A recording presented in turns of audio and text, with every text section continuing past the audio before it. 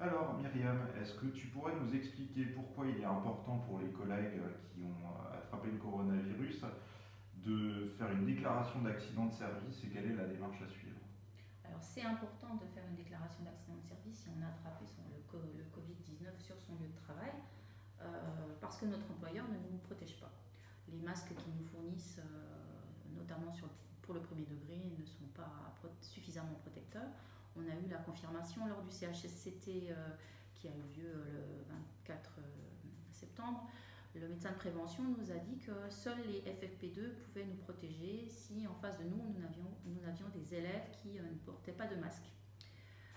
Donc si vous avez attrapé le Covid et que vous aviez des cas de Covid positifs d'élèves ou de collègues et aucun cas dans votre sphère privée, moi je vous conseille de faire une déclaration d'accident de service que vous pouvez demander à votre IEN ou bien à votre chef d'établissement si vous êtes dans le second degré et remplir cette déclaration d'accident de service en fournissant des témoignages de collègues, de directeurs, de chefs d'établissement et en faisant une déclaration sur l'honneur, comme quoi dans votre sphère privée, vous n'avez pas de cas Covid positif pour faire le lien avec le travail. C'est ainsi que vous risquez ensuite d'être convoqué par un médecin expert qui va se prononcer sur la maladie. Hein. Vous avez bien été malade du Covid, avec des certificats médicaux de vos médecins traitants, ou si vous avez été hospitalisé, etc. Et puis, si l'administration ne veut pas considérer que vous avez bien attrapé le Covid dans votre milieu de travail, eh bien vous passerez devant la commission de réforme. Et c'est à ce moment-là que c'est la commission de réforme qui décide si votre maladie a été imputable ou non au service. D'accord. Et même pour un collègue qui n'aurait pas eu une forme sévère du Covid, il faut le faire. Pourquoi c'est important en fait cette C'est déclaration important d'accident parce de que service?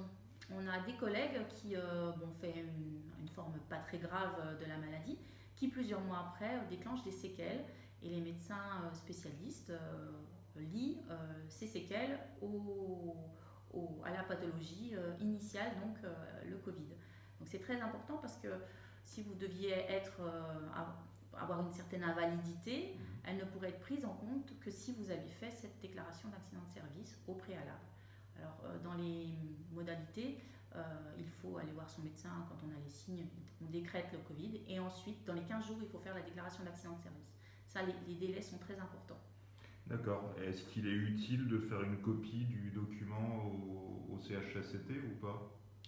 Je pense que le CHSCT est toujours preneur d'informations sur les cas de Covid positifs des collègues, parce que nous n'avons pas d'informations venant de l'administration qui se retranche sur le secret médical.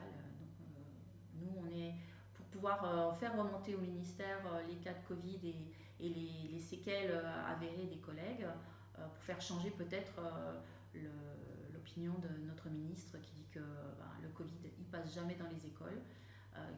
Je pense que c'est important de nous faire remonter ces informations.